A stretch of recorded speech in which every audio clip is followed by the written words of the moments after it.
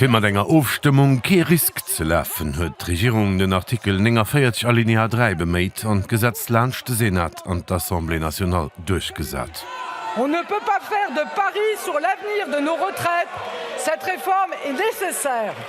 Fir an Pension ze goen muss en lo 64 Joer hunn a Frankreich en en vun der Mobiliséierung vun de Gewerkschaften ass Dommer net ofzegesinn. D'Opposition plant ëmmestrans fort. De Pentagon huet lo de Videopublik gemer, wo eng Kamera vun der Reaper-Drone iwwer dem Schwarze Meer d'Attack vun engem russische Kampfflieger gefilmt hat. De Flieger hat Fliegerbenzin iwwer der Drohne herausgelos. Moskau hat dementéiert, aber hat Maschine fir duch e Schaftmanöver an mir gefall.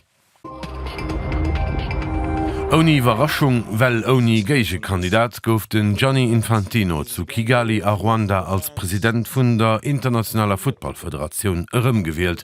Iwer den Hëllefsfonds, den FIFA wollt grënnen fir exploitéiert Erbechter zu entschädigen, gong 73. FIFA-Kongress keng Reets méi.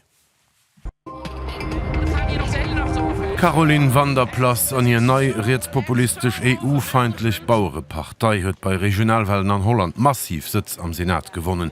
De Suse vun der Partei geht zrick op Protester vun de Bauer géint Pläng vun der Regierung fir d'Stickstoffemissionen ze reduzieren am Ziel, Biodiversität zu erhalen. D'Feier Parteiikoalition vum Premier Mark Rutte huet Usitz agebeist.